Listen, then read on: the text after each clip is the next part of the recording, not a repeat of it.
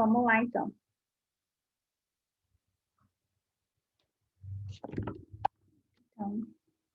Olá, bom dia a todos. Primeiramente, gostaria de me apresentar para quem não me conhece. Meu nome é Ana Vitória Rocha, sou advogada, sou analista de sistemas também, formada pela PUC Minas, sou vice-presidente da Comissão Nacional de Direito Digital, especialista em compliance digital pela Mackenzie, participo de grupo de pesquisa tanto da Mackenzie quanto de Direito e Tecnologia da UFMG e curso também matéria de aluno especial de mestrado da UNB. E hoje vamos dar início à nossa rodada, às nossas apresentações do grupo de pesquisa de estudos da Uniaba FAC-ED. É o grupo de LGPD e seus impactos na advocacia. Esse grupo, ele é o primeiro grupo da FAC-ED Uniaba, conta com a participação de membros da ABA, né, Associação Brasileira de Advogados, dos diferentes ramos do direito, de várias comissões. Então, através de estudos, debates, análise de jurisprudência, análise de textos acadêmicos, a gente vai adentrando com a LGPD nos diferentes ramos do direito, né? Então, para iniciar a nossa rodada de apresentação, gostaria de agradecer a presença, a participação de todas aqui, doutora Digenane, Renata Garcia, Bruna Viegas, Edmei e Mariana Mandarino. E agora, nesse momento, vamos dar início às nossas apresentações. E eu convido a doutora Digenane Nodari para falar sobre telemedicina e prontuário. Então, primeiro vou fazer a apresentação dela. Doutora Digenane, ela é advogada, pós-graduada em Direito Digital e Processo Civil, pós-graduada em Mediação, Conciliação e Arbitragem, tem especialização em Direito Médico na área da saúde, pós-graduando em Direito Médico. Ela é membro da Comissão de Direito Processual Civil da ABA Mato Grosso e Comissão Nacional de Estudos e Direitos Sociais, Diversidade e Inclusão da ABA. Né? Então, doutora Digenane, eu passo a palavra, fique à vontade para iniciar a sua apresentação sobre telemedicina e prontuário.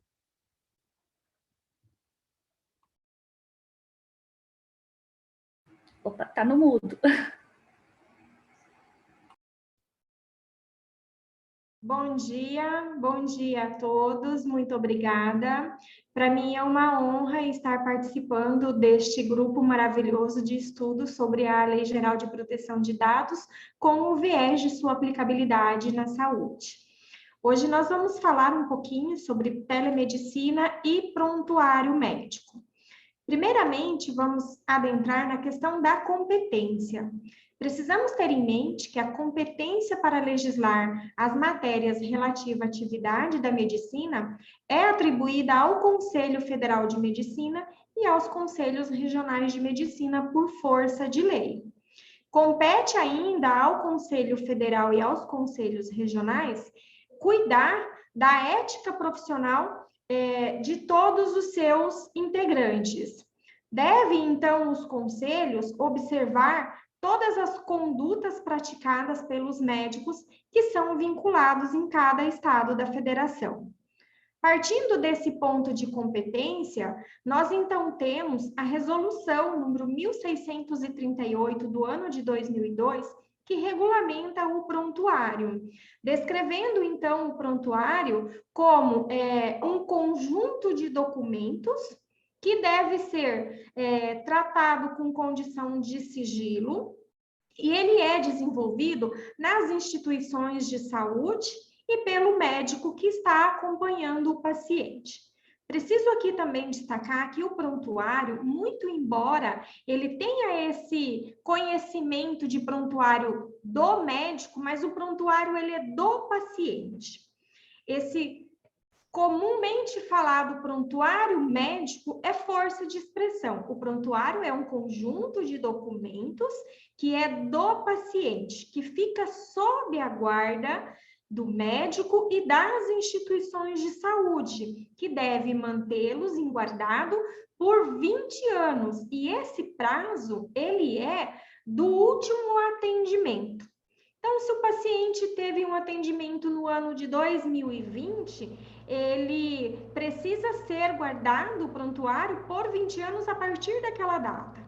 Se no ano de 2021 ele retorna àquela instituição de saúde, ele retorna àquele consultório, aquele atendimento médico, então esse prazo de 20 anos parte deste último atendimento.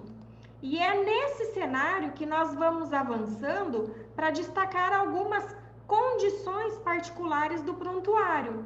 Ele tem, então, uma natureza legal, científica e sigilosa. No ponto de natureza legal, o prontuário, ele serve para ser prova em eventual procedimento, seja de natureza administrativa, seja de natureza civil ou de natureza penal. Pode o médico e pode o paciente valer-se desse conjunto de documentos, né, o prontuário, para fazer prova. Tem um caráter científico, porque todas as anotações de prontuário, as patologias, todos os acontecimentos que são relatados no prontuário em razão dos acontecimentos com o paciente, acabam instruindo questões de pesquisas, e essas pesquisas, elas servem para o melhoramento das condições da ciência, a busca de tratamentos, a busca de medicamento, novos protocolos de cuidados com o paciente. Então, se torna uma espécie de estatística, né? Todos os prontuários que estão nas comissões de revisão dos hospitais, das instituições de saúde, eles passam por essa análise para a coleta dessas informações para uma catalogação, né? Vai catalogar aí e vai estar apontando, então, esses índices, que serve de mola propulsora para novos desenvolvimentos dentro da área da ciência. E tem também o prontuário a natureza sigilosa. Ele é um documento sigiloso, de acesso apenas do paciente, de quem o paciente expressamente autorizar, e da equipe multidisciplinar. A equipe multidisciplinar tem acesso ao prontuário. O médico que acompanhou o paciente tem acesso ao prontuário. Não é possível com que o médico ou a instituição venha a se recusar de disponibilizar cópia desse documento para o paciente. E também não é possível nem o médico e nem a instituição de saúde compartilhar este prontuário com um outro profissional, com um outro médico, uma outra instituição que não tenha feito parte daquele procedimento, daquele acompanhamento com o paciente. O caráter sigiloso do prontuário médico é um dos temas mais debatidos, mais discutidos e, incrivelmente, mais violados. Muito embora esteja expresso no Código de Ética Médica essa condição de vedação, né? É vedado ao médico revelar fato de que tenha conhecimento em virtude do exercício de sua profissão, salvo os motivos justo, o dever legal ou a condição de expresso consentimento do paciente. Nós temos ultimamente no Poder Judiciário inúmeros procedimentos que buscam uma reparação até de dano civil, além de violação ética profissional e até culminando em procedimentos de natureza penal, pelo compartilhamento indevido do prontuário. E esse sigilo profissional do médico é um princípio fundamental, descrito lá no rol de princípios do Código de Ética Médica, né? Onde o médico deve guardar sigilo a respeito de todas as informações que ele tenha o conhecimento no desempenho de suas funções. E quando a gente fala que o médico deve guardar o sigilo de todas as informações de que ele tenha conhecimento nesse desempenho de funções, eu preciso aqui também entender que é guardar sigilo do próprio prontuário, não apenas do que ele sabe, do que consta dentro do prontuário. né? E quando a gente fala, então, prontuário, eu preciso avançar um pouquinho e oportunamente dizer o que contém dentro de um prontuário, né? Como um conjunto de documentos, o prontuário, então, contém a identificação do paciente, a anamnese, que é uma nomenclatura específica da área da medicina, né, que é uma ficha onde vai estar ali todas as informações do paciente, os exames físicos, exames complementares e seus resultados, hipóteses de diagnóstico, diagnóstico definitivo,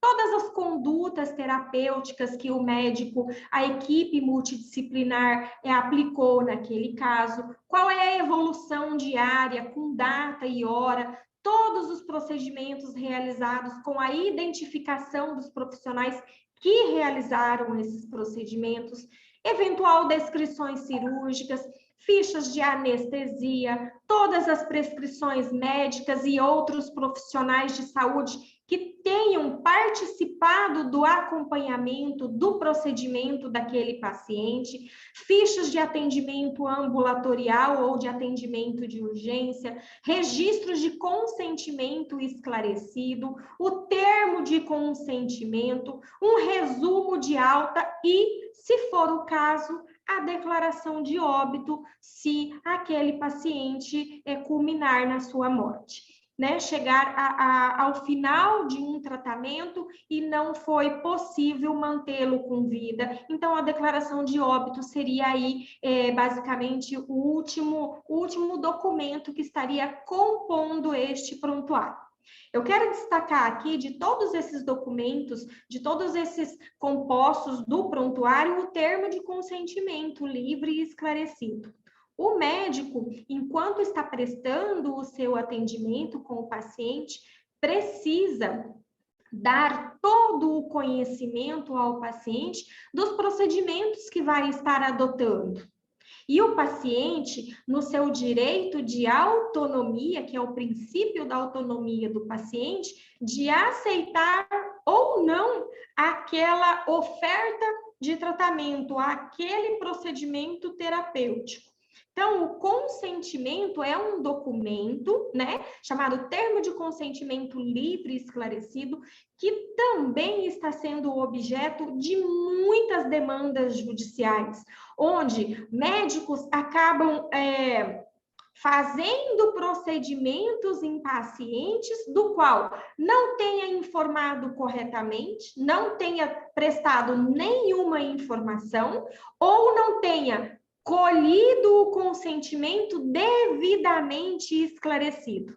E quero aqui chamar a atenção que consentimento esclarecido tardio não serve para provar nada, né? O médico precisa apresentar para o paciente antecipadamente todas as condições clínicas dele, apresentar a ele qual é os diagnósticos, qual é os tratamentos que era possível aplicar, e o paciente precisa ter um tempo para decidir se ele vai ou não aceitar aquele tratamento. Então, quando nós falamos em prontuário médico, nomenclatura popularmente conhecida, eu preciso entender que é prontuário do paciente, que deve ser escrito de modo claro, que deve ser escrito com letras legíveis, que não pode ter rasura, que tem que ter a assinatura de todos os profissionais, toda a equipe multidisciplinar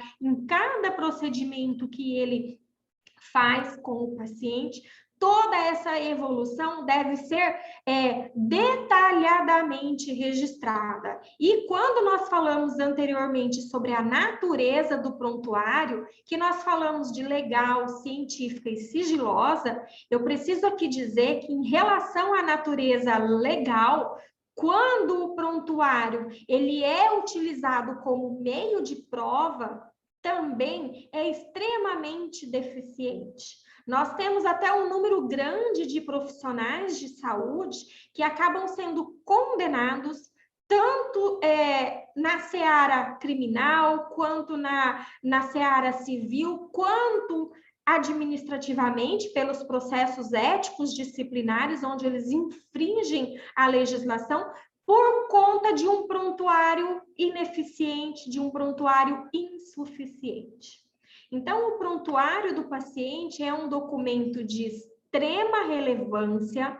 Deve sim o médico, a equipe multidisciplinar, as instituições de saúde terem um cuidado bem dedicado ao prontuário, porque esse documento, esse conjunto de documentos, ele possui múltipla utilidade, né? Ele possibilita a comunicação entre todos os membros daquela equipe multiprofissional que está acompanhando o paciente. E ele possibilita, inclusive, uma continuidade adequada de assistência prestada ao indivíduo. Quando eu falo, então, em prontuário do paciente, eu preciso dizer que esse conjunto de documentos precisa respeitar todas as resoluções do Conselho Federal de Medicina. E agora, o prontuário também precisa estar de acordo com a Lei Geral de Proteção de Dados, pois os dados da saúde são intitulados como dados sensíveis por força da Lei Geral de Proteção de Dados, e esses dados precisam ter um cuidado muito maior.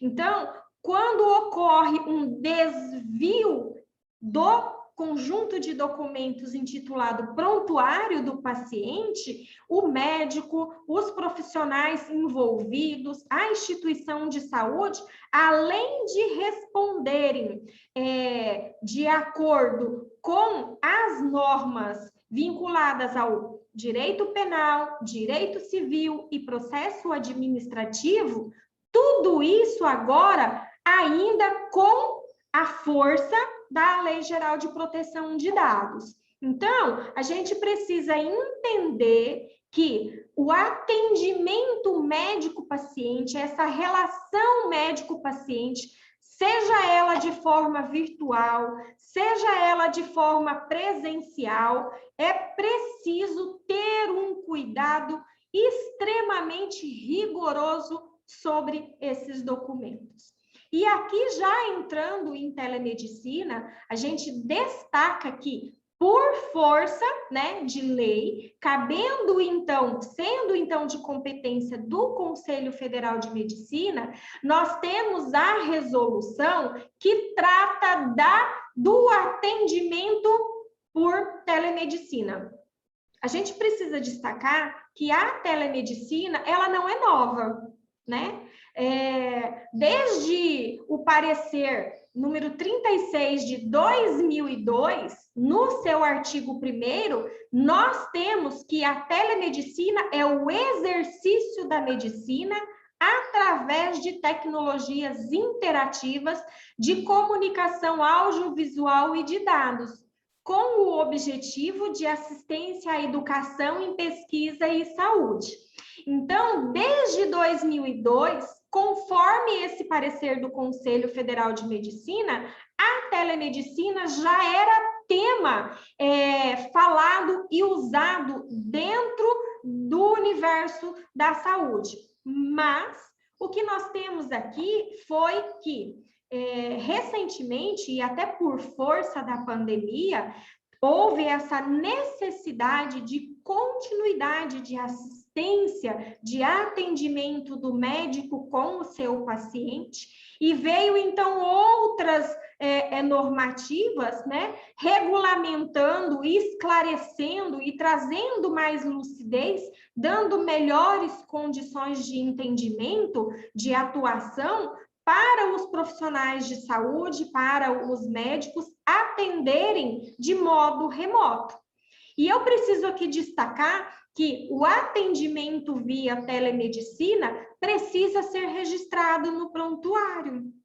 A forma com que o médico atendeu este paciente precisa constar lá no prontuário, que ocorreu por meio de telemedicina, que todas as seguranças de coleta de dados, de atendimento foram prestadas, todas aquelas condições que a Lei Geral de Proteção de Dados coloca como vigília, como garantidor, precisa ser registrado no prontuário. Então, o atendimento à telemedicina, definido aí, né, como todos os serviços prestados, deve incluir infraestrutura tecnológica apropriada, deve obedecer todas as normas técnicas que o Conselho Federal de Medicina coloca como a guarda, manuseio, a transmissão de dados, a confidencialidade, a privacidade, a garantia e também o sigilo profissional. Vejamos, então, que agora, em 2018, tivemos uma resolução, a 2227, trazendo novos contornos acerca da telemedicina, como uma forma de prestação de serviços médicos mediados por essas tecnologias para fins de assistência, educação, pesquisa, prevenção de doenças, lesões e promoção da saúde. E eu quero destacar aqui que, neste cenário de atendimento teleremoto, o paciente precisa estar ciente da forma com que esse atendimento vai ser prestado. E fazer um outro destaque: não é possível atendimento telemedicina por WhatsApp. Ledo engano. Todos os postagens, todas as notícias, tudo que a gente vê em rede social sobre profissionais de saúde prestando atendimento telemedicina via WhatsApp. Essa prática, para alguns que praticam, ela ainda não tem amparo legal, ela ainda não tem todas as seguranças devidas em questão de infraestrutura. Não é possível ter um gerenciamento de riscos capaz de preservar todas as condições de confidencialidade, de privacidade e de sigilo das informações que são passadas nessa relação médico-paciente. Então, eu finalizo aqui dizendo que a telemedicina tem uma portaria do Ministério da Saúde, portaria número 467 de 2020, que por lei federal, a lei 13.989 também de 2020, traz aí uma condição diferencial do uso da telemedicina, mas é um caráter excepcional e temporário, trazido em razão das condições peculiares da pandemia Covid-19.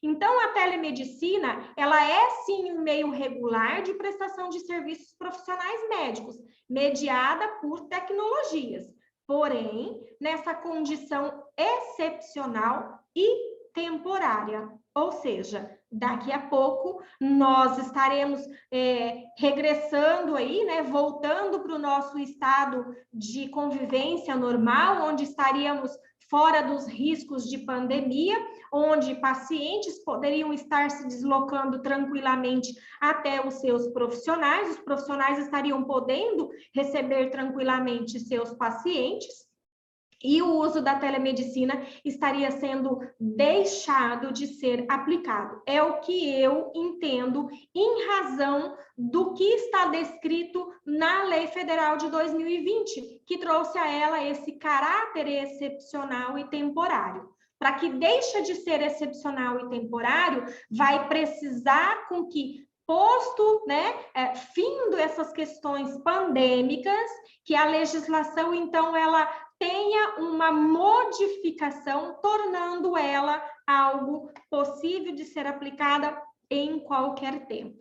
Então, fica aqui o meu dizer que a utilização do meio de telemedicina, ela é uma prática que, muito embora pareça uma novidade, ela é antiga, porque desde 2002 o Conselho Federal de Medicina já trazia esse assunto como um assunto possível de ser utilizado, e agora ela tem, por outro viés, uma condição de caráter excepcional e temporário por força de lei federal, agora de 2020. Então, é uma realidade que a sociedade está ainda tentando entender como que essas coisas vão funcionar. E, claro, se a gente entrar aqui no ponto de que o sistema público de saúde, o SUS, que tem aí o dever constitucional de garantir acessibilidade, integralidade, né, e universalidade de saúde ao cidadão, eu diria que a telemedicina no sistema público de saúde ainda é um meio bastante precário. Precisa se avançar muito nesse ponto. Já no âmbito privado, eu acredito que está um pouco mais avançado e está sendo praticado um pouco mais. E a nossa preocupação aqui é destacar e levar esse conhecimento de que, seja ele de modo telepresencial, né, é preciso com que todos os rigores do Conselho Federal de Medicina, todos os outros ordenamentos que são aplicáveis, e agora esse olhar criterioso da Lei Geral de Proteção de Dados. Muito obrigada.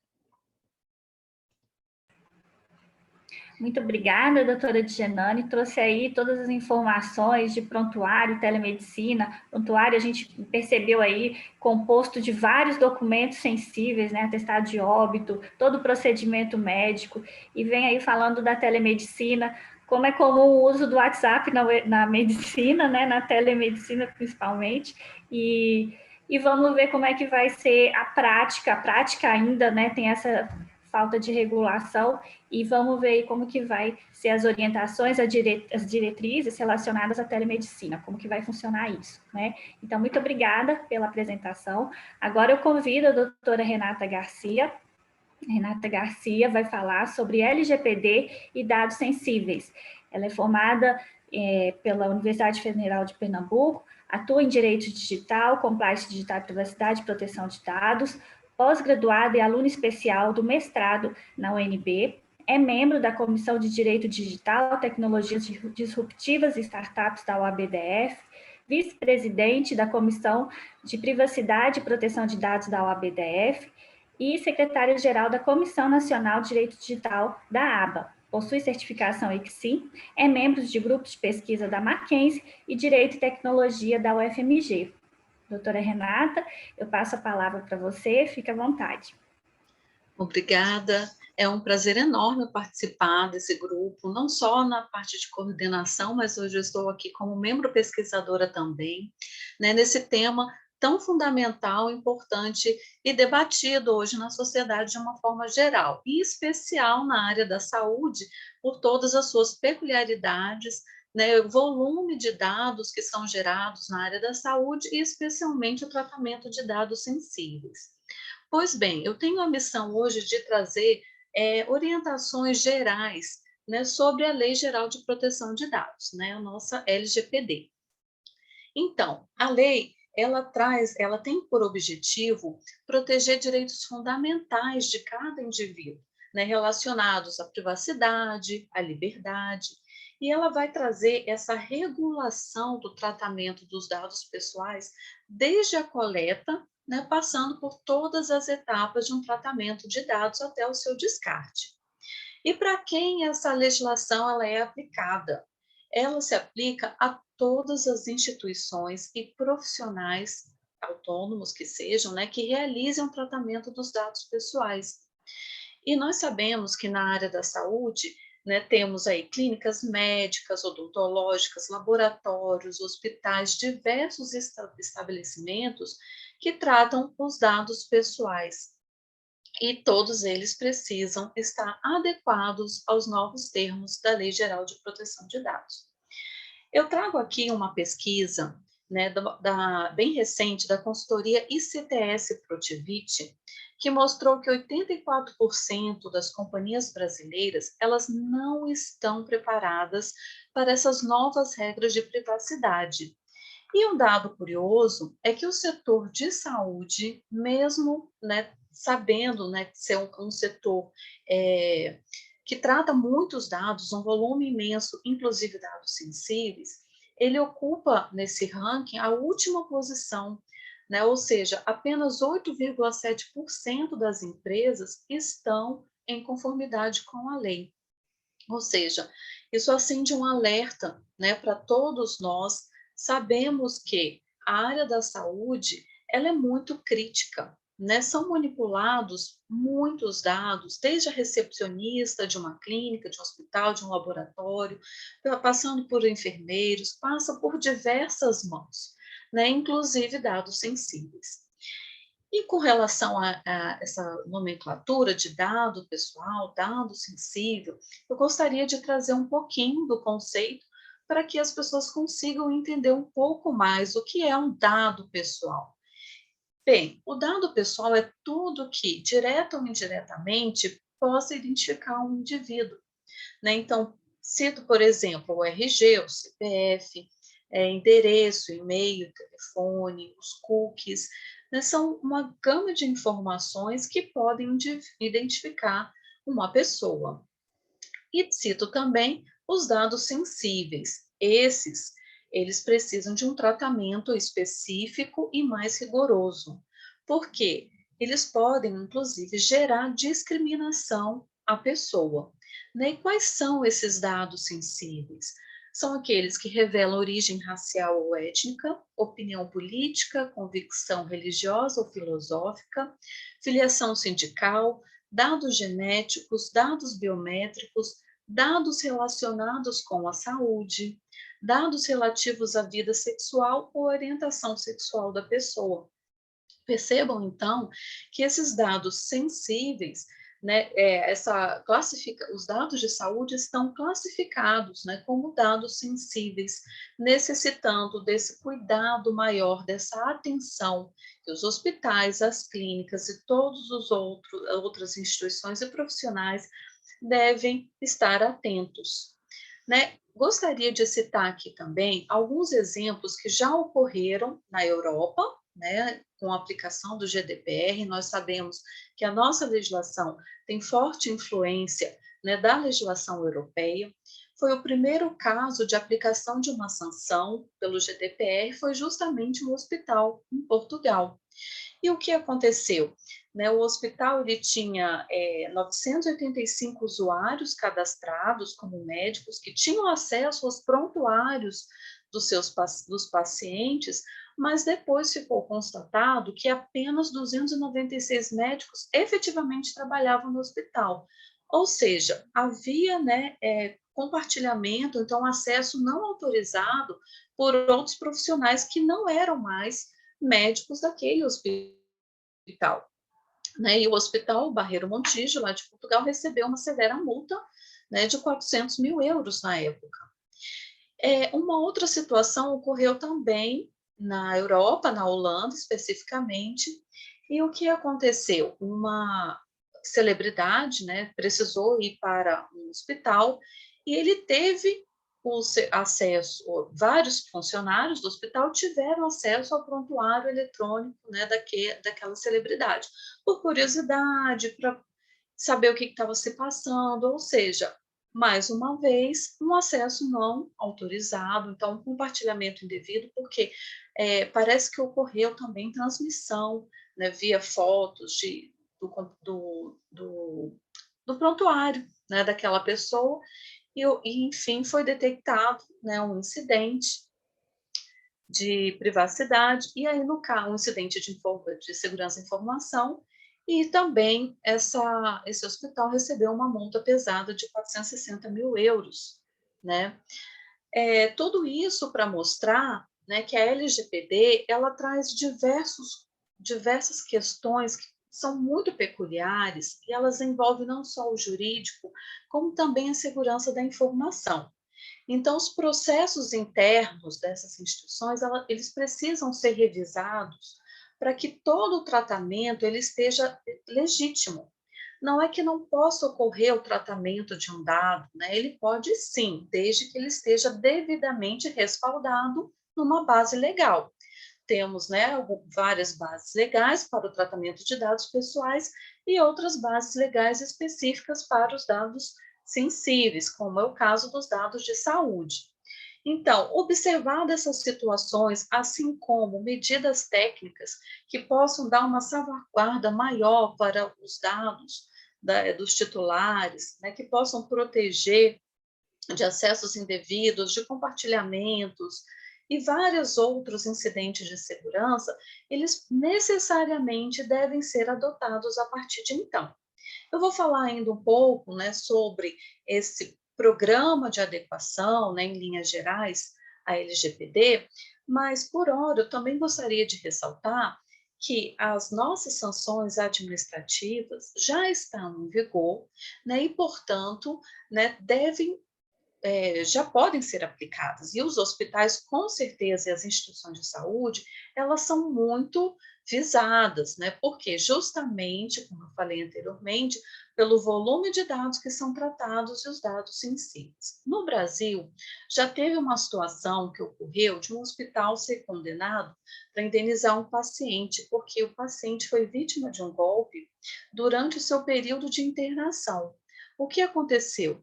O golpista teve acesso a dados dos familiares daquele paciente, entrou em contato, né, informou que era necessário fazer um exame extra e solicitou a transferência de um valor correspondente a esse procedimento. A pessoa não percebeu na hora, né, que estava sendo vítima, né, de um golpe, acabou efetuando essa transação e só depois percebeu, né, que não tinha uma relação direta com o hospital. Né? Então, os criminosos tiveram acesso ao número de familiares do paciente por meio de registros do hospital. Vejam como, né, às vezes, um dado pessoal que aparentemente não traria maiores consequências, né, de danos, né, pode acarretar tantos problemas. Né? Houve acesso aos dados, os registros telefônicos dos familiares do paciente e, através dele, né, ocorreu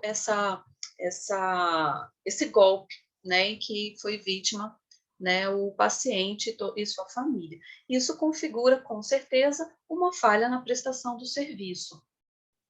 Então, os profissionais de saúde, os diretores dessas instituições, eles devem estar enquadrados, né, nos termos da LGPD, seja no aspecto jurídico, seja no aspecto da segurança da informação, passando por todo um processo, né, de reformulação interna, revisando seus contratos, seus termos de consentimento.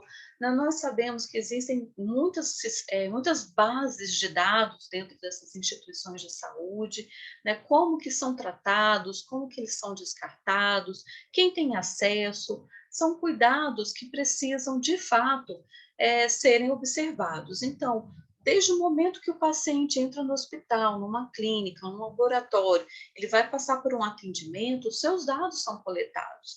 E eles devem ser coletados com uma finalidade específica. E o titular, né, o paciente, ele tem que receber todas as informações necessárias e os motivos pelos quais esses dados eles são captados, como que eles vão ser utilizados, né, como que eles serão descartados. Então, isso é a premissa geral da LGPD, manter sempre o titular bem informado, né, do tratamento dos seus dados, os motivos, para quê, por quanto tempo, né, a forma de descarte, para quem vai ser compartilhado o dado, ou então se não há compartilhamento, se há transferência internacional, ou seja, são cuidados que todas as instituições devem se atentar.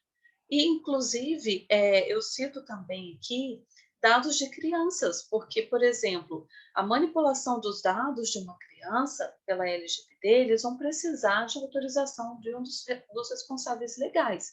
Então, como operar isso dentro, né, de uma clínica, de um hospital, como registrar essas informações, como colocar essa questão do prontuário eletrônico que a doutora Digenane falou, passa por tratamento também de dados pessoais, a telemedicina e diversos outros contextos dentro da área da saúde precisam estar adaptados de acordo com essas novas regras e modificações trazidas pela lei, buscando sempre a conformidade. Então, para você estar adequado, um primeiro passo que é citado é a realização, né, do levantamento diagnóstico daquela instituição. Então, você vai tirar um raio-x, verificar o que há de tratamento de dados ali interno, né, fazer o mapeamento dos dados com o registro de todas as operações de tratamento. E aí será necessário classificar o dado, verificar se ele é um dado sensível, se ele for um dado sensível, com certeza terá que passar por um tratamento muito rigoroso, com certeza terão medidas técnicas a serem adotadas para a proteção, para o resguardo desses dados.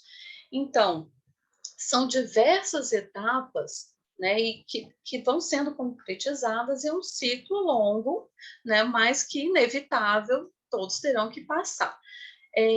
Feito esse data mapping, nós iremos passar por uma avaliação dos gaps. Então, o que tem ali dentro da instituição que pode trazer alguma consequência, algum problema, são as partes de maior risco.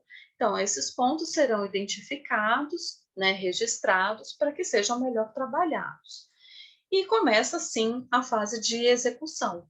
Então, na fase de execução, serão revistos contratos, termos, serão feitas políticas internas de todas as ordens para trazer a maior segurança ao titular dos dados, no caso, os pacientes, e apontando medidas técnicas de segurança, apontando o tempo de armazenamento das informações, todas as questões da lei, né, individualizadas em suas políticas, devem ser repassadas para os funcionários, para que eles também tenham conhecimento dos termos da lei e também, além da nova cultura que deverá ser implementada, né, nessas instituições, também que eles estejam preparados. Então, é importante trabalhar na cultura, né, da disseminação de cultura dessa legislação, para que todos os profissionais que, de uma forma ou outra, tenham acesso aos dados, estejam cientes dos seus termos e como que eles devem se portar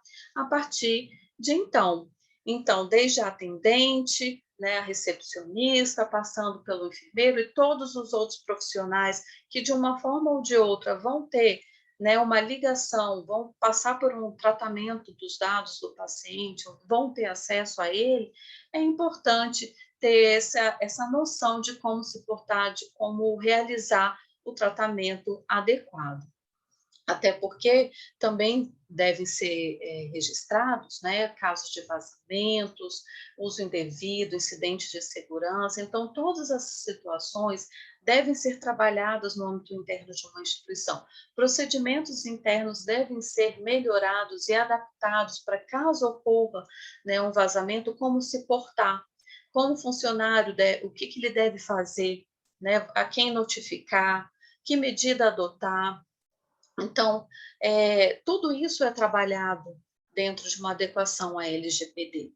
Então, passando em linhas gerais, né, eu falei rapidamente de algumas etapas essenciais, você vai passar por revisão dos contratos, mapeamento, os gaps, as execuções, né, com todos esses pontos de uma forma detalhada, né, trabalhada de uma forma assim que dê uma conformidade para essas instituições, que elas estejam mais respaldadas e os titulares também mais seguros, mais protegidos, sabendo que seus dados estão sendo tratados da forma correta.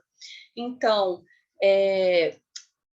passamos também por relatórios de impacto naquelas áreas, né, mais sensíveis, o que deve ser feito, como registrar, como trabalhar, que medida adotar. Então, tudo isso precisa de um trabalho conjunto entre o jurídico e a segurança da informação. Lembrando também que a legislação traz a figura do DPO, no caso da legislação brasileira, fala do encarregado de dados, que também vai trabalhar diretamente nessa questão da conscientização dos funcionários, do tratamento adequado dentro de uma instituição.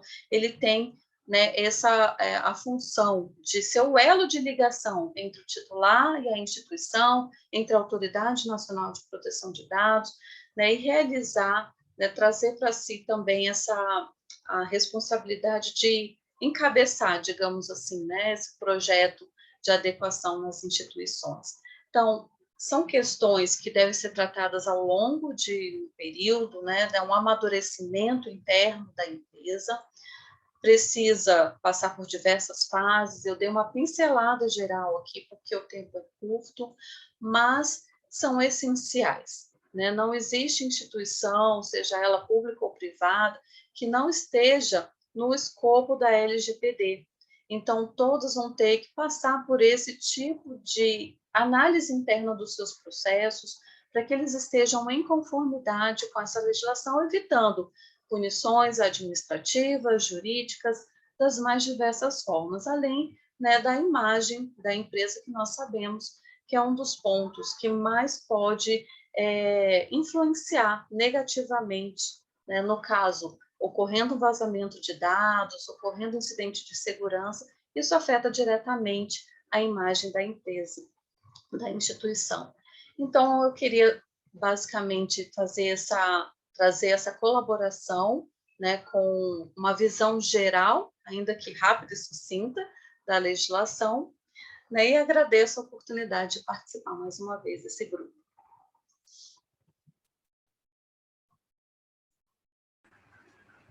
Muito bom, doutora Renata. Trouxe aí vários exemplos, casos práticos, né, inclusive de condenações aos hospitais na Europa, e a gente sabe também que aqui no Brasil a situação é bem parecida, né? Tivemos vários casos também de condenações, então essa necessidade de programa de adequação nos hospitais, nas clínicas, né, os profissionais de saúde, que não podem deixar também de estar em conformidade, né? Agora, nesse momento, eu convido a doutora Bruna Viegas. Bruna Viegas vai falar sobre aplicação da LGPD na saúde com relação às bases legais.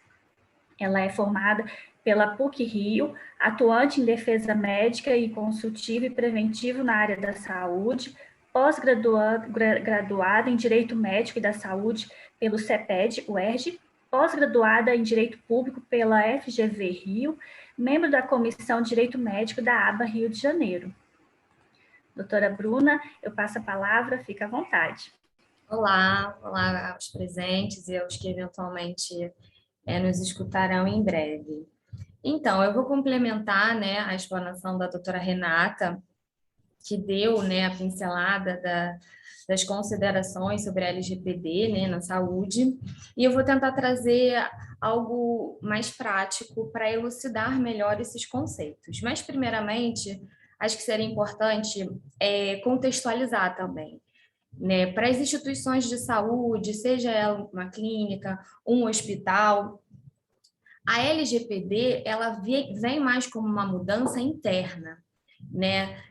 A meu ver, não teria muito a mudança da porta da administração para fora, né? Seria da porta para dentro, no sentido de registros, de formar a documentação correta, de fazer, como a doutora Renata falou, o raio-x devido dos dados sensíveis e comuns tratados, né? Então, é um dever de casa, vamos botar assim, porque a privacidade, né, que é a noção maior porque veio a LGPD de proporcionar a privacidade, né, proporcionar esse controle do uso de informações pessoais, ela já está no nosso ordenamento jurídico brasileiro, né, e isso na Constituição da República, né, que fala da inviolabilidade da intimidade, né, inclusive com direito à indenização, o Código de Defesa do Consumidor, que garante acesso irrestrito a dados, né, que o fornecedor tenha dele, o Marco Civil da Internet,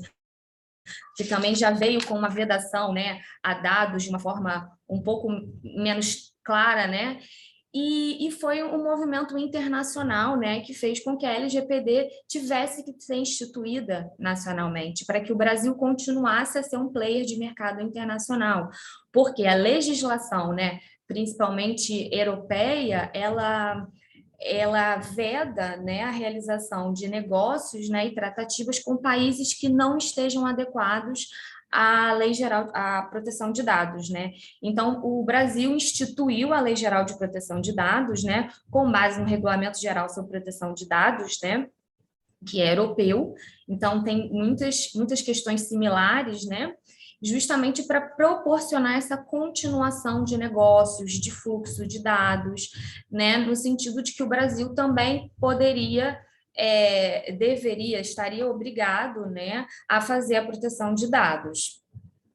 Na área da saúde, né, como a gente já escutou aí da doutora Digenane, da doutora Renata também, o sigilo profissional e confidencialidade, né, inviolável à intimidade e à vida privada do paciente, é algo que está no Código de Ética Médica, é algo que também é devido, né, pelas instituições de saúde, clínicas, laboratórios, consultórios.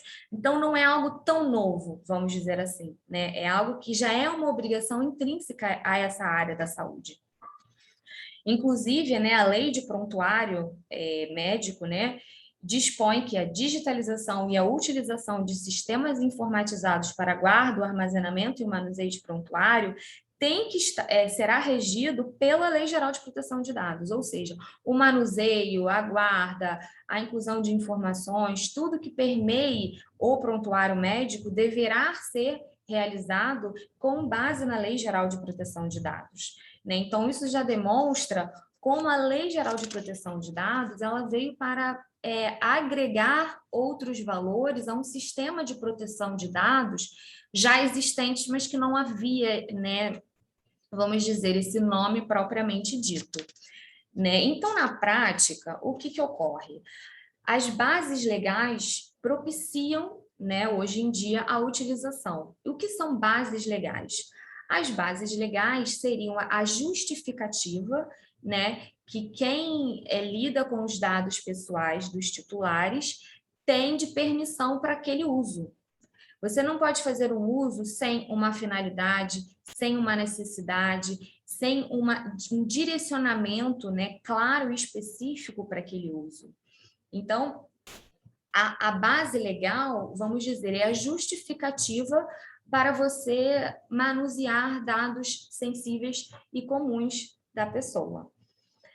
Em relação vamos dizer assim, ao dia a dia de uma instituição de saúde, ela lida tanto com dados pessoais comuns, né, como CPF, nome, endereço, sexo, essas questões, são dados pessoais comuns, mas também lida com os dados pessoais sensíveis, que são aqueles atinentes à religião, à opinião política e, no nosso caso aqui específico, à saúde também, né, um dado pessoal sensível. Né? Então, as bases legais são algumas. Né? A primeira base legal, tanto para dado comum para dado sensível, seria o consentimento. Né? Que no primeiro momento, pode parecer uma melhor opção, né? E ele consta, né, na Lei Geral de Proteção de Dados como uma manifestação livre, informada e inequívoca pela qual o titular concorda com o tratamento de seus dados pessoais para uma finalidade determinada. Né? Esse consentimento ele seria uma autorização expressa do titular para a utilização do dado. Né? Agora, a escolha pelo titular não seria uma escolha pelo titular da base legal utilizada pelo operador do dado sensível. Né? Aí o que ocorre? O consentimento, ele é algo que ele pode ser revogado. Né? O que ocorre? O titular de dados ele pode dar o seu consentimento no dado momento, mas a Lei Geral de Proteção de Dados, né, no seu artigo 8º, parágrafo 5º, prevê que ele pode revogar. Então, analisando o contexto, né, do dia a dia de uma clínica, de um hospital e outras legislações que eles também têm que fazer frente, como a doutora Digenane adiantou, um prontuário eletrônico tem que ter guarda de 20 anos. Então, o consentimento informado revogado, ele entra em conflito com essa determinação legal advinda de uma outra lei. Né? Então, a lei Lei Geral de Proteção de Dados, ela prevê outras bases legais. Então, assim, a meu ver, o consentimento para a área da saúde não seria a melhor base legal utilizada para tratamento de dados comuns ou sensíveis, justamente porque é uma base legal limitante, que limita a atuação na área da saúde, né? Porque a revogabilidade a qualquer tempo, né, esbarra nessa legislação que os laboratórios, clínicas e consultórios estão também vinculados, né? Então, qual seria, por exemplo, outras bases legais para serem utilizadas, né? Na entrada de um paciente nessas instituições de saúde, é feito primeiro um cadastro, né? Esse cadastro com nome, CPF, estado civil, né? E esse tipo de utilização de dados, ele pode ser entendido como um contrato, né? No sentido, você está contratando aquele serviço e você está dando esses seus dados pessoais comuns para viabilizar a prestação de serviço. Então, seria essa base legal de execução de contrato, né, que também pode ser utilizada nos casos em que o titular seja beneficiário de plano de saúde e ele vá à instituição de saúde realizar algum exame, realizar algum procedimento, e a instituição tem que pegar os dados, né, dele com o plano de saúde, por exemplo. Então, isso também seria uma execução de contrato. E na seara dos dados sensíveis, né, questionamento acerca de doenças pré-existentes, inclusive o resultado dos exames, aí já se parte para a área mesmo dos dados sensíveis, né, que são dados que podem gerar preconceito, podem gerar muito mais tormento para a vida de uma pessoa caso sejam vazados, né? Então, essa utilização, ela pode ser como base legal o que é previsto no artigo 11, inciso 2, item F da lei, que é a base legal da tutela de saúde, realizada por prestadores de serviço. Neste sentido, os laboratórios, as clínicas, os médicos, eles são autorizados pela lei, mediante essa base legal, de tutela da saúde, para que eles lidem com esses dados sensíveis. Então, a gente pode perceber que o consentimento não seria adequado. Imagine se, eu dei meu consentimento para o médico, mas amanhã eu vou lá e revogo. E o médico, ele tem que ter a guarda das informações, porque ele tem que também guardar por 20 anos aquelas informações, né? Então, a tutela da saúde vem para solucionar esse tipo de impasse, para proporcionar a garantia da saúde para o titular, né? Sem que se esbarre na violação da utilização de dados sensíveis. Então, a lei, no manejo de dados sensíveis, ela realmente traz outras bases legais, ela proporciona a utilização desses dados de modo legal e sempre, né, direcionando a finalidade daquele uso, a necessidade daquele uso, a comprovação de que aqueles dados sensíveis, ou mesmo os dados comuns, têm proteção, os softwares de prontuário eletrônico são capazes de garantir a segurança. Então, a questão, né, voltando ao que eu falei no início, é mais para dentro, né? É mais interna, de se criar todo esse campo, né, desde que o dado entra até quando o dado fica armazenado, né? Permear toda essa fase, fazendo a guarda dos documentos necessários, fazendo o registro das informações imprescindíveis, porque o que acontece, né? A lei, ela prevê sanções administrativas, né, que podem gerar multas enormes, mas a lei também prevê que o titular de dados pode ir a juízo, né, se ele se sentir lesado pela violação do dado dele eventualmente.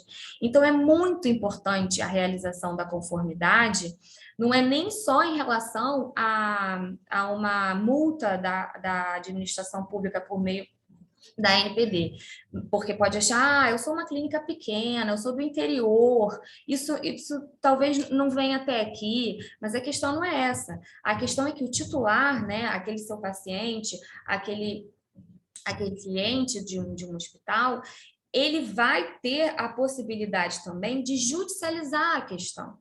Então, aí que é o grande problema, porque o judiciário, ele analisa a conformidade daquela instituição de saúde, né? Vai verificar se eles têm toda a documentação para comprovar aquela utilização de dados, né? Então, se for insuficiente a comprovação, se não tiver como comprovar, vai ser, sim, condenado a pagamento de danos morais, né? E aí podem ser em quantias vultosas, em quantias, e sendo uma clínica pequena, pode até realmente prejudicar a saúde financeira dessa clínica, né? Então, por mais que seja uma instituição pequena, de pouca publicidade, que se ache, né, assim, no interior, e que isso não chegue a ela, esse pensamento é meio equivocado, porque na prática a LGPD tem funcionado, né, como a gente já pode ver, né, em algumas decisões judiciais,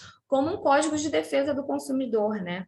Ele alia o Código de Defesa do Consumidor junto com a Lei Geral de Proteção de Dados e tem condenado, sim, instituições. E mesmo que não tenha nenhuma utilização equivocada, mas se não tiver a comprovação do uso devido, o juiz não vai ver como a instituição tenha se adequado, né? E vai punir a instituição. Então, é muito importante essa adequação, é essencial que se saiba ter a guarda, né, os documentos necessários, né? Tem um procedimento que é chamado o data mapping, né, por alguns, que é o raio-x da empresa.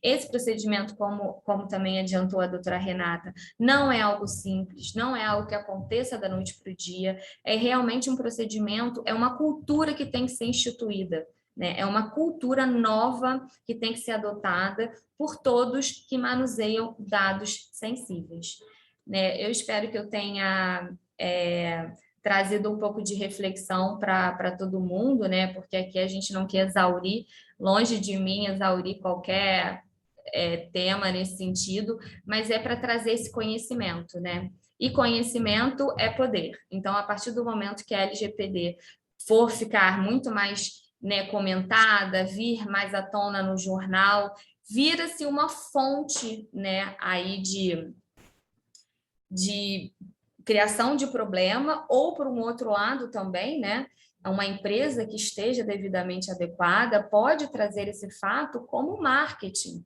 né, como algo que dá valor à sua instituição, agrega valor à sua instituição, né? Então, no primeiro momento pode parecer que é um gasto, que é um custo, que é algo desnecessário, mas a longo prazo, né, até porque é uma obrigação legal, então nunca mesmo vai ser desnecessário. A longo prazo, né, instituindo essa cultura, a instituição, né, de saúde pode ter muito retorno positivo também, né? Então, aqui também a minha contribuição com essas reflexões e muito obrigada a todos pela atenção. Muito obrigada, doutora Bruna. Trouxe aí, né, o detalhamento das hipóteses permitidas pela lei para o tratamento de dados pessoais, e, assim, é um trabalho essencialmente jurídico, né, você saber alinhar aquele dado pessoal, o tratamento, a uma base legal, e o simples fato de escolher uma base inadequada já incide aí numa ilicitude e que cabe, né, passível de condenação. Então, muito importante esse tema, né. Então, agora eu convido a doutora Mariana Mandarino.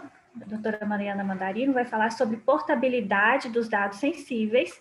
Ela é advogada, atua em direito digital, compliance digital, privacidade e proteção de dados, segurança cibernética, foi sócia-diretora do Instituto de Pesquisa e Estudos sobre Segurança, Defesa e Inteligência Cibernética, o IPCyber, pós-graduando em Advocacia Digital e Proteção de Dados pela IBRAD, está como presidente da Comissão Nacional de Direito Digital da ABA e membro da Comissão de Direito Digital, Tecnologias Disruptivas e Startups e da Comissão de Privacidade e Proteção de Dados da OAB-DF. Doutora Mariana, eu passo a palavra, fica à vontade. Obrigada, doutora Ana Vitória, obrigada pela oportunidade e vamos passar aqui, então, a portabilidade. Quero dar bom dia aí às demais advogadas que apresentaram, estão aqui, e aos telespectadores que ainda vão ver, né, depois. Para falar de portabilidade dos dados sensíveis na saúde, embora já tenha sido muito bem colocado, né, pelas doutoras, eu preciso lembrar, né, para poder a gente entrar nesse tema, que os dados sensíveis, eles estão no artigo 5º, né, inciso 2 da Lei Geral de Proteção de Dados, e lá ele faz a definição daqueles dados que falam sobre a origem racial, a origem étnica, convicção religiosa, opinião política, dentre outros, e principalmente daqueles que são referentes à saúde ou à vida sexual, dado genético biométrico, que é o que vem a calhar aqui na nossa apresentação. Eu preciso lembrar também que esse rol, ele não é taxativo, porque outros dados que podem não estar constando aí, eles podem facilmente transitar entre sensíveis e não sensíveis. Isso depende, claro, da finalidade ou da consequência que ele causa, ou seja, da discriminação, né? Se é um dado que não está nesse rol, mas ele pode vir a discriminar, então ele passa a ser um dado sensível. E para a gente entender melhor sobre a portabilidade, eu queria fazer uma rápida aqui introdução acerca dos princípios da finalidade e da adequação, que é os que vão nortear nesse ponto, né? E eles estão descritos, claro, na Lei Geral de Proteção de Dados, e diz que todo e qualquer processamento de dados pessoais deve ser compatível com as finalidades para quais os dados pessoais foram originalmente coletados, né? De acordo com o princípio da finalidade, inclusive, o processamento de dados pessoais deve ser feito para propósitos legítimos, específicos, explícitos e informados ao titular, sendo vedada a possibilidade de processamento posterior de forma incompatível com o que foi informado ao titular. E como já foi também falado, né, já pincelado aqui, mas eu preciso colocar de novo, o princípio da adequação, ele dispõe que o processamento de dados pessoais deve ser compatível com as finalidades informadas ao titular e de acordo com o contexto de processamento. Antes de eu falar um pouco mais assim do que ele é aqui no Brasil, eu também queria trazer um pouco do direito comparado e claro que a gente não pode fugir da GDPR, né, da nossa lei da União Europeia, onde inclusive a Lei Geral de Proteção de Dados foi baseada, e da CCPA, que também é muito usada, que é a Lei de Privacidade do Consumidor na Califórnia, né? Então, a GDPR, ela assegura que a portabilidade dos dados pessoais, que está, inclusive, no dever de informações a ser prestadas pelo responsável pelo tratamento aos titulares. E o CCPA, vou deixar até que eu preciso ver aqui, o CCPA, ele traz no seu artigo 13.2b, né? Ele garante o direito do consumidor de acesso aos dados pessoais e de recebimento dos dados armazenados em meio eletrônico, em um formato portável e, na medida do tecnicamente viável, utilizável para a transmissão a outras entidades sem impedimentos. A gente pode perceber que essa CPI, ela trouxe, inclusive, essa parte da portabilidade, né, de uma forma bem mais específica, coisa que a nossa Lei Geral de Proteção de Dados, ela não trouxe, né? Então, eu vou até falar um pouco disso um pouco mais para frente.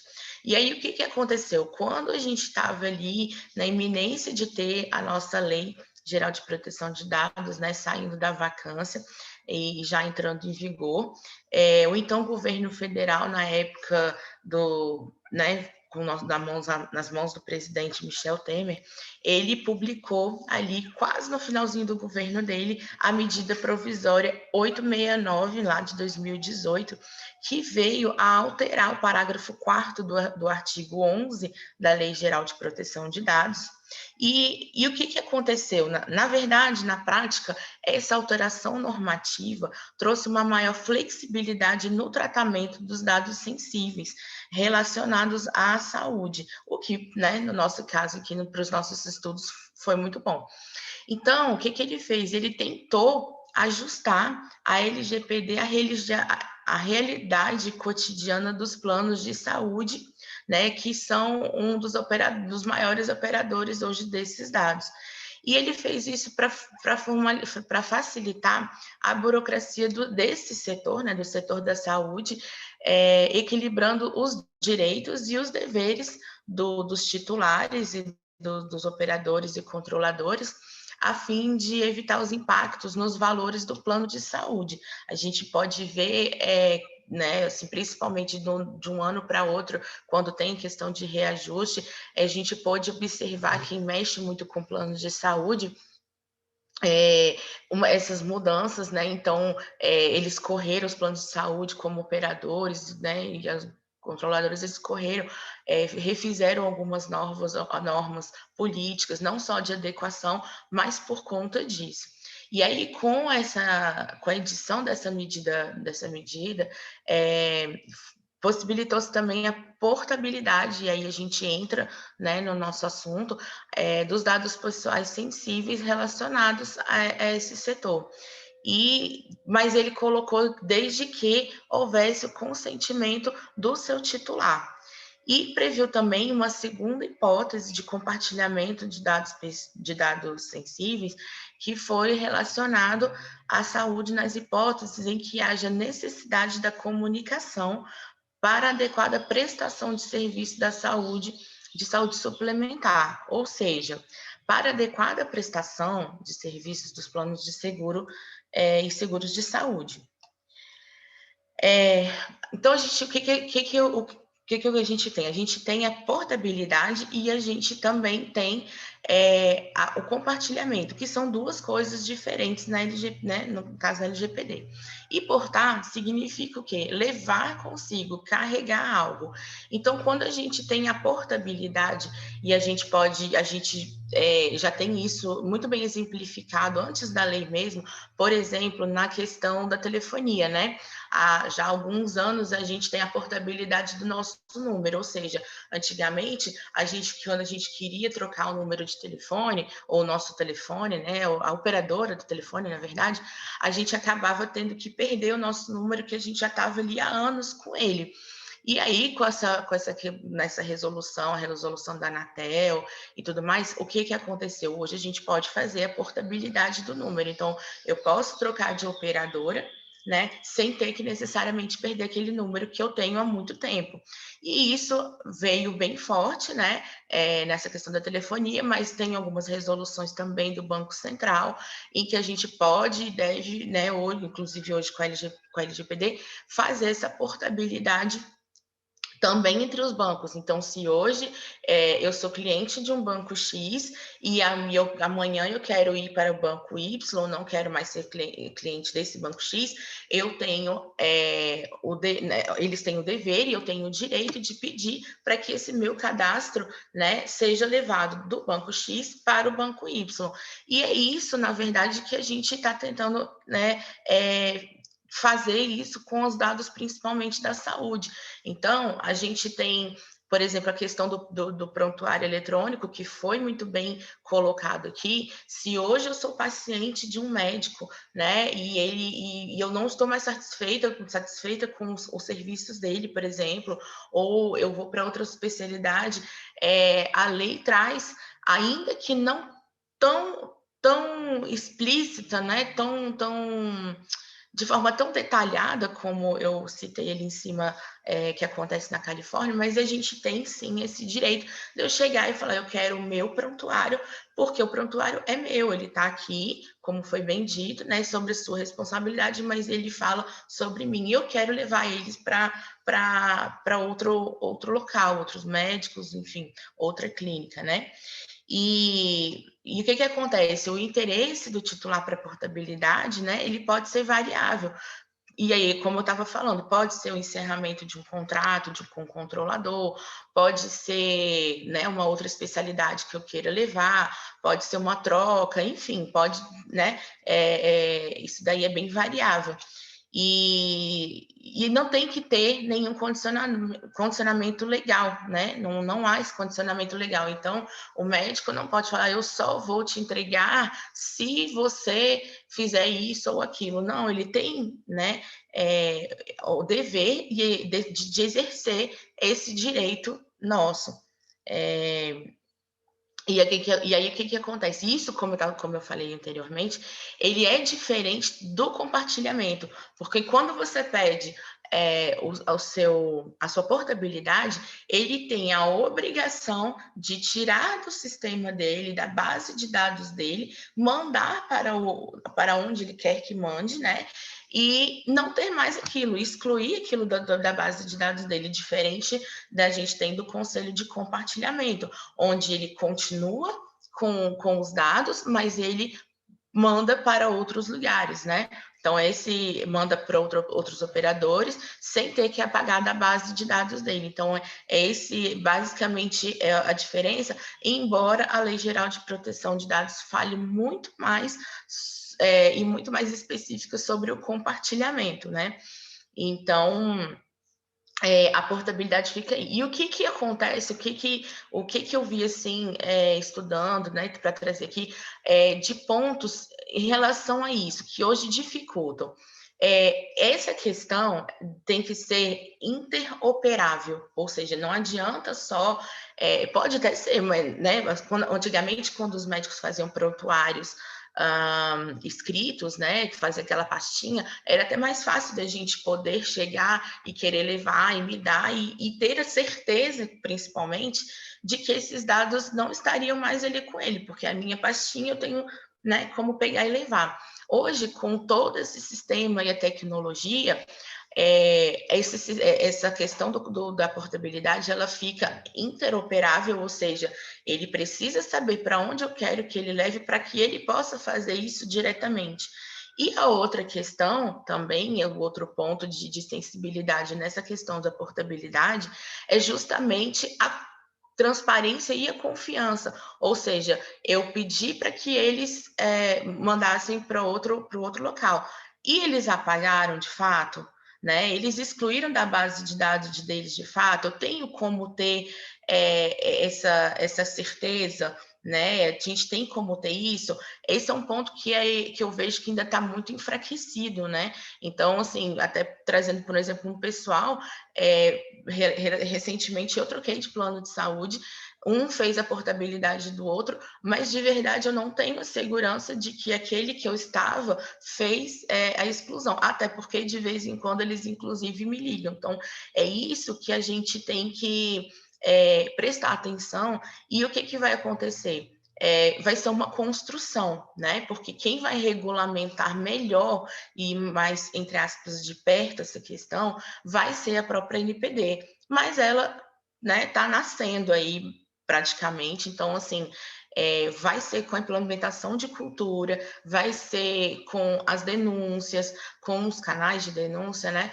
Vai ser com a procura dos usuários para a NPD, para que ela possa ir melhorando essa regulamentação. Então, hoje, ela tem ali uns 2 ou 3 artigos, né, da LGPD que ajudam, mas ela vai ser a construção disso, né, que ela vai ver onde que eles estão errando, onde não, qual ponto que está mais enfraquecido, qual que não, se essa transparência está sendo de fato exercida ou não, né? Então, isso, assim, é um ponto que a gente não pode nem cravar aqui hoje, né? Hoje a gente tem, assim, digamos, um ponto ainda como um todo em construção, né? E por isso eu volto a repetir, ele está um pouco enfraquecido.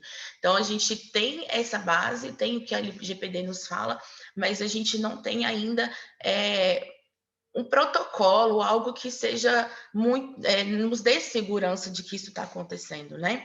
Então, assim, esse direito à portabilidade, na verdade, ele protege o titular dos direitos pessoais contra o chamado lock-in ou vendor lock-in, né, que consiste no bloqueio do controlador e que impediria o aproveitamento dos dados tratados por ele pelo próprio titular, em um negócio jurídico realizado com outro controlador, que foi exatamente que eu pontuei aqui.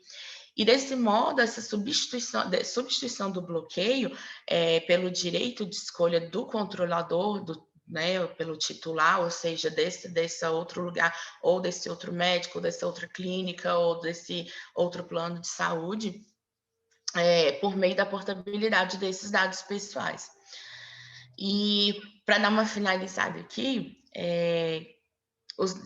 todos os outros direitos listados, né, a portabilidade tem entre eles os seus fundamentos da autodeterminação informativa, que a gente já até falou também, e que confere ao titular a autonomia e o controle sobre os seus próprios dados pessoais, compreendendo a interrupção do tratamento, né, por esse agente. Então, assim, eu queria trazer algo muito mais substancial, de verdade, para esse nosso debate, mas de verdade a gente está realmente nesse ponto enfraquecido, né? A gente tem essa questão da tecnologia, tá entre tudo, né? Então a gente não poder ter tanto mais essas coisas fisicamente, esses dados fisicamente, a gente ter essa questão da interoperabilidade entre os operadores e controladores, e esse ponto mesmo da transparência, de haver a exclusão, então não ser um compartilhamento, e sim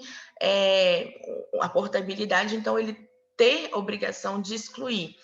E aí eu até coloco aqui para todos, né? Porque que a gente possa pensar também sobre esses pontos, né? Se alguém aqui que está nos assistindo, se já passou por isso, se não, o que eu falei mais para trás, a gente precisa implementar a cultura e fortalecer isso, né? Começa pela NPD, se a NPD não resolver, ir sim para o judiciário, né?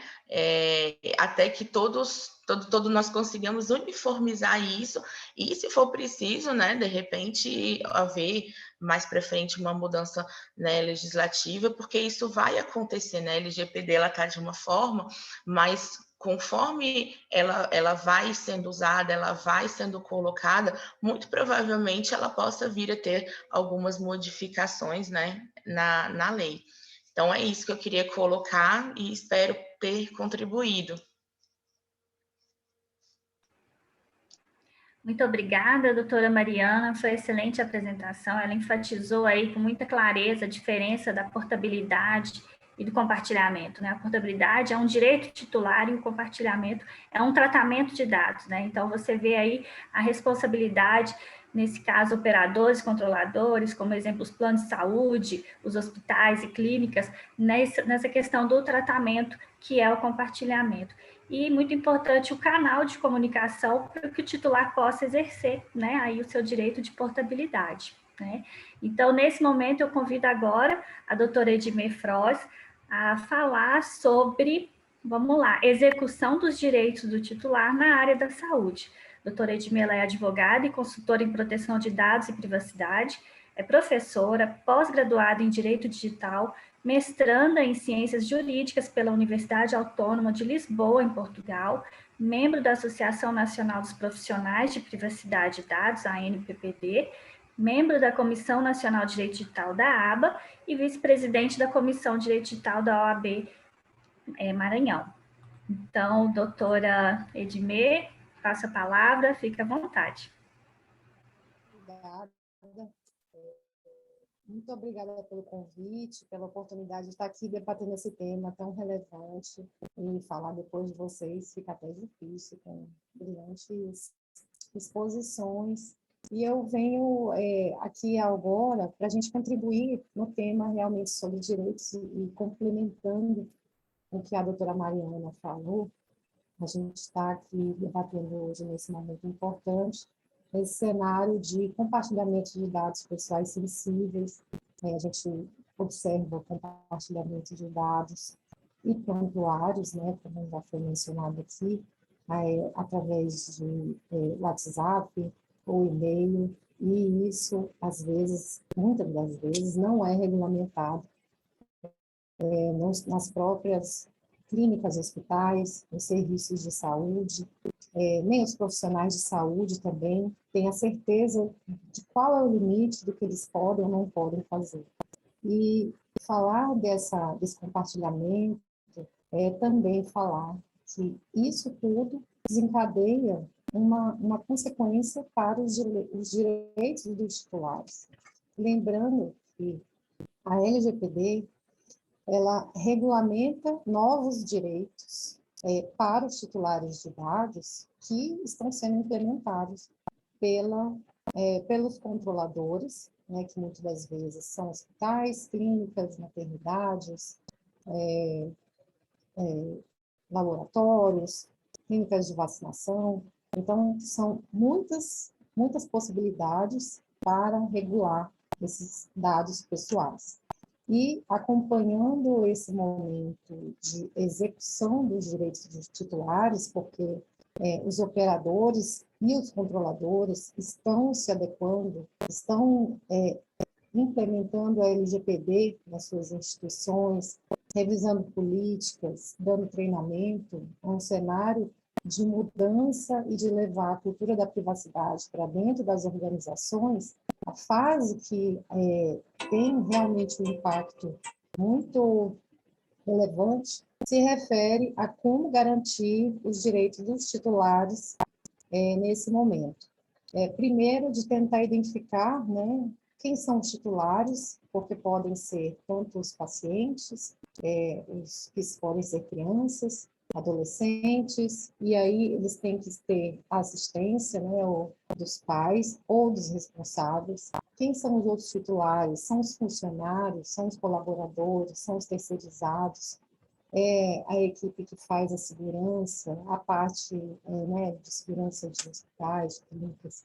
Então, quando a gente observa, né, direito dos titulares, é um volume enorme de dados pessoais e uma série de relações jurídicas que devem ser enxergadas, né, por todas as organizações. E se eu colocar aqui, só para compartilhar a LGPD com vocês, para a gente poder acompanhar, vocês estão olhando?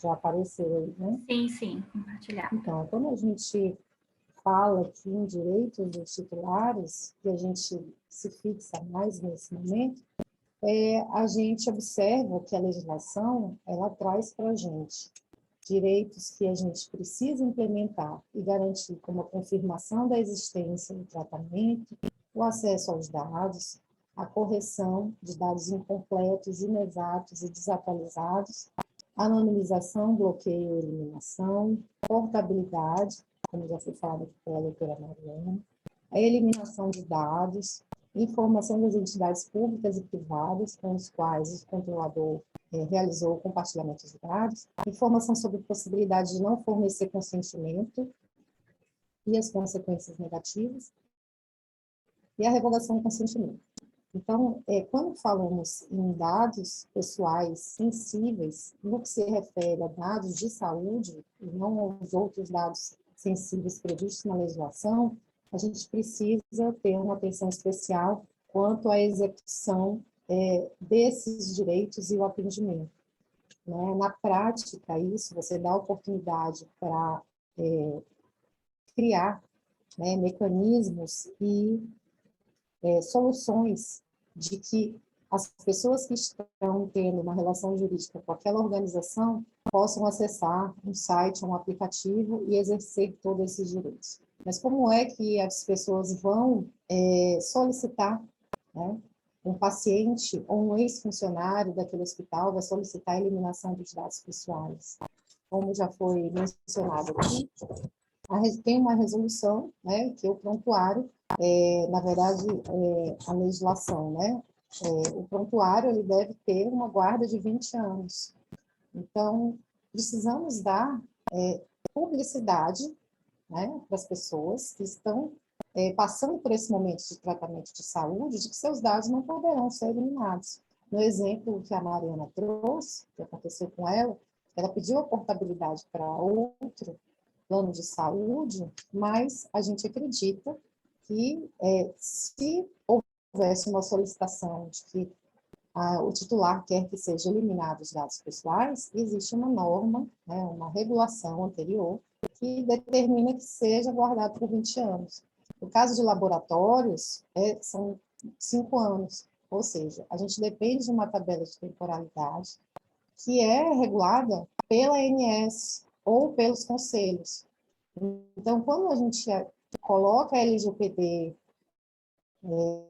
para ser uma legislação implementada dentro de uma empresa, a gente tem que dar atenção para qual é aquele setor, mesmo que estamos regulados. Se é laboratório, se é farmácia, se é medicina, né, que cada um com seu conselho, com suas resoluções, as suas portarias, as suas normas, e todos estão se adequando e emitindo novas determinações. Então, isso é muito importante, de que a gente observe a LGPD não de forma isolada, mas que a gente traga todo esse arcabouço normativo que já está regulado, né?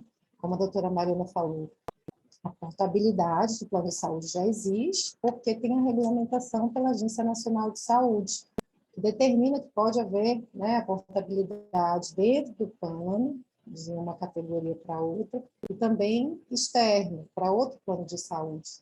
Mas isso é uma situação que a gente ainda realmente tem uns passos, que, como a doutora falou, que são difíceis de execução, mas que são possíveis a sua implementação, porque como, né, nós sabemos, os dados pessoais são nossos, né, e aonde nós formos com a nosso plano de saúde e conseguimos executar novas relações jurídicas, nós temos que acompanhar, né? Então, se vamos mudar de médico, se vamos fazer um tratamento em outra cidade, em outro estado, existe esse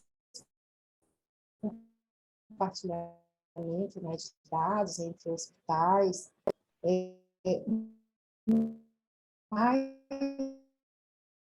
a nossa preocupação também deve ser quando há o desligamento, por exemplo, mas determinado aquele titular vai ser atendido, e como também permitir que ele exerça o direito dele de ter acesso aos dados pessoais,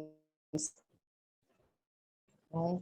Então, nós temos que olhar essa legislação de uma forma abrangente, né? Levando soluções realmente para as organizações e apresentando as normativas, as determinações que os próprios conselhos já estão emitindo. E se houver, né, nesses controladores, que muitos hospitais têm a parte de pesquisa, né? Quando passa de determinado tempo, ou então a própria pesquisa, ela pode ser realizada e pode ser feita de forma que os dados sejam anonimizados. Então, a gente perde aquela possibilidade de identificar aquele titular, mas assim, de forma que o dado pessoal, na verdade, o tratamento de dados possa ser feito, né, não impedindo o avanço da ciência, da pesquisa, da inovação, principalmente na área da saúde, que é tão importante.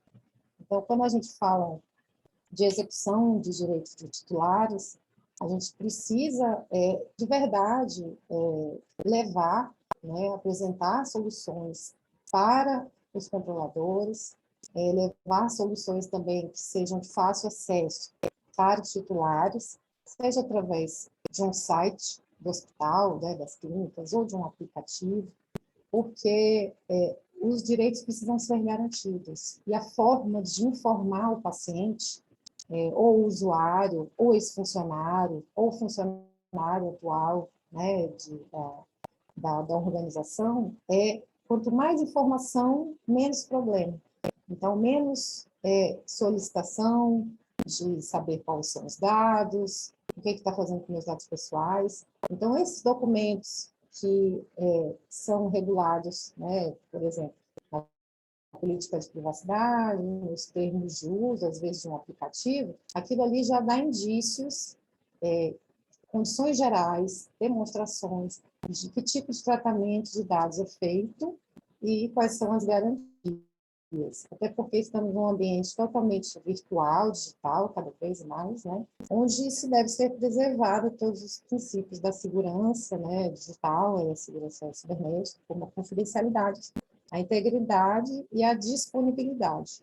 Como manter todos esses dados disponíveis, acessados, o tempo todo, né, íntegros, que não sejam modificados, que não sejam destruídos, né, que não haja perda. Imagina nesses hospitais que ainda estão se digitalizando, que ainda não tem tudo digital, né, virtual, que os prontuários ainda são no meio físico, né? Então existe até a legislação, né, como foi mencionada, a legislação 13.787 de 2018, que é a digitalização na área da saúde, né? Então, esses prontuários também tenham suporte de papel, quanto digitalizados também tenham essa guarda por 20 anos. Mas, se houver um incêndio, e se essa sala foi inundada, né, por uma chuva, uma goteira, coisas que a gente vê que o Brasil tem diversas realidades. Então, se a gente fala de hospitais grandes, a gente fala também de hospitais menores, de clínicas menores, em locais que não está ainda virtual, não está tudo digitalizado.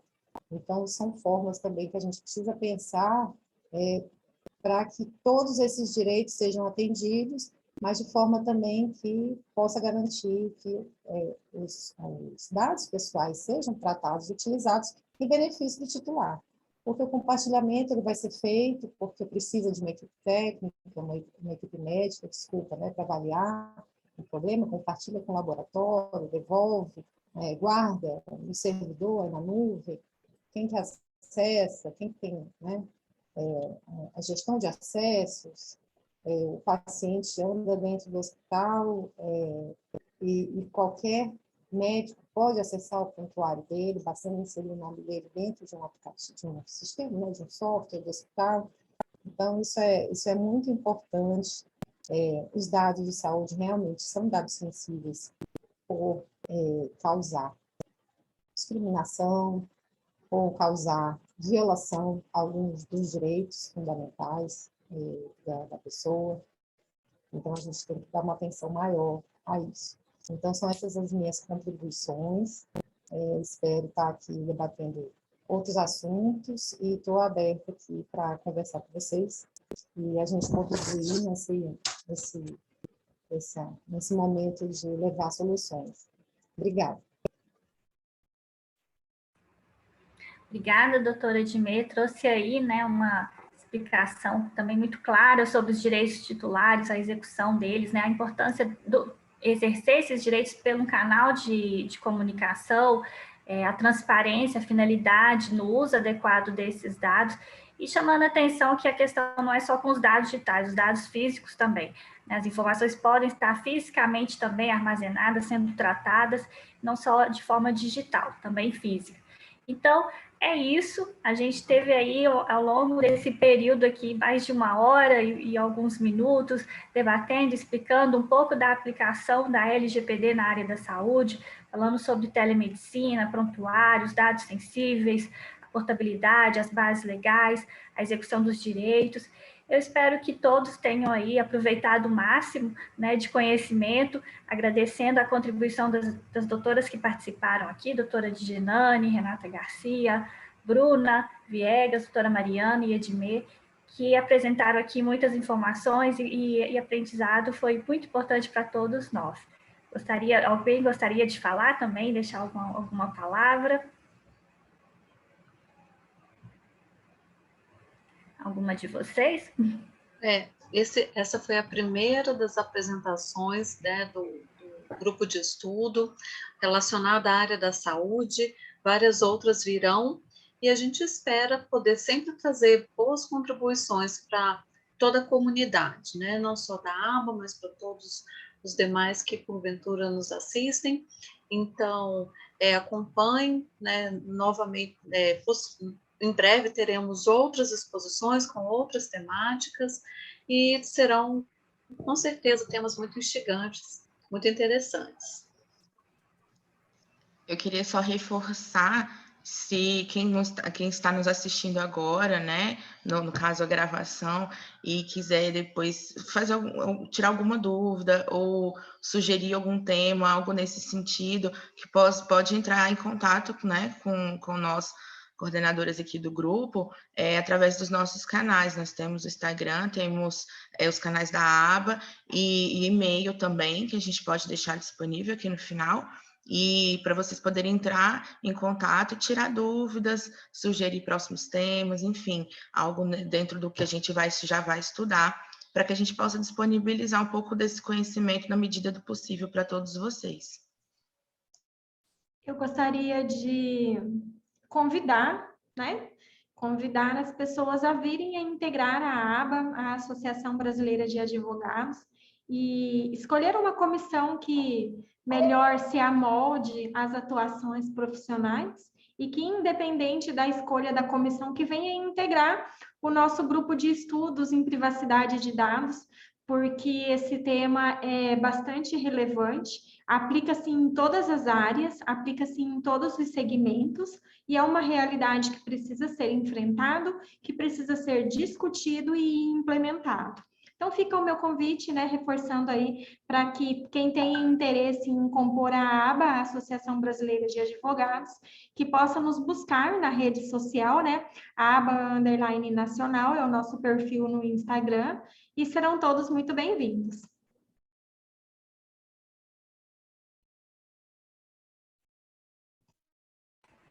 Com certeza, reforço também esse convite, doutora Dianane, que todos façam parte, né? Venham, integram-se à aba, que tem aí as portas abertas, e o que a gente quer mesmo é contribuir com o conhecimento, o aprendizado e compartilhar todas essas informações. Então, acho que ficamos por aqui e até o próximo encontro, que a gente vai tratar também de outras adequações aí, a LGPD em outros ramos do direito. Então, fica aqui o nosso encerramento. Muito obrigada a todos. Obrigada. Obrigada. Obrigada, um bom dia.